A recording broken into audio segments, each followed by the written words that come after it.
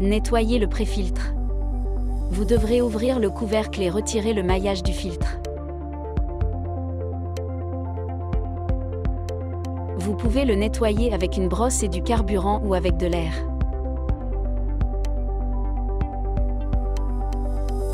Vous pouvez changer les couvercles pour entrer dans le tuyau du côté opposé.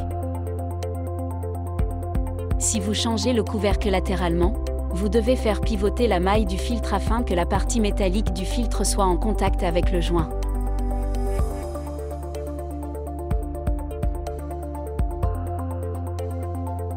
Dégazeur.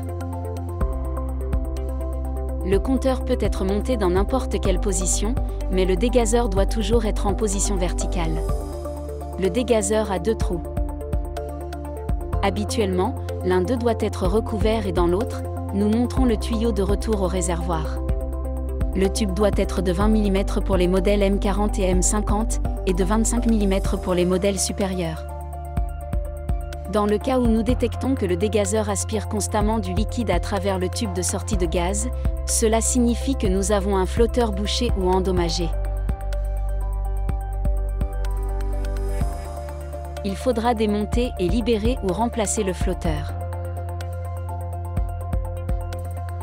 Le flotteur doit être libre et sans liquide à l'intérieur.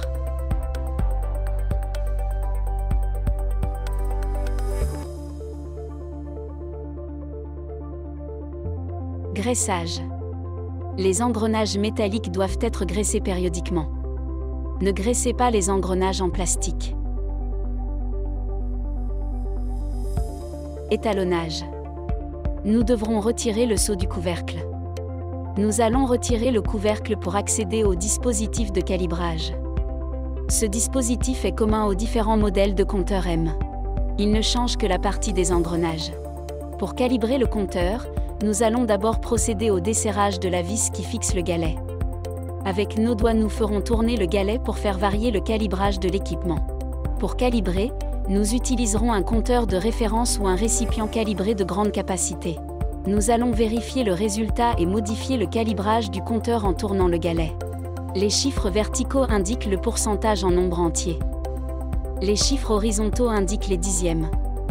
Si nous nous tournons vers la gauche, nous augmenterons. En tournant à droite, nous réduirons. Il est important que, pour définir une nouvelle valeur, nous tournions le rouleau jusqu'à ce que nous dépassions la valeur souhaitée et revenions à cette valeur. À la fin du processus de calibrage, nous devons serrer à nouveau la vis de fixation du rouleau. Nous pouvons remonter le couvercle et sceller la vis du couvercle. Remplacer le rouleau de calibrage. Il faut démonter la tête en retirant les vis. Lorsque nous soulevons la tête, nous trouvons l'axe et le plateau d'engrenage. Cette plaque est la partie du registre qui est différente selon les modèles. En retirant ces vis, nous pouvons retirer le rouleau de calibrage et le remplacer. Tournez la tête. La tête peut être tournée dans différentes positions. Pour faire pivoter la tête, vous devez retirer les vis de sa base, sans la démonter, la tourner jusqu'à ce que vous soyez dans la position souhaitée et remettre les vis. Hispasa Fluid Technology.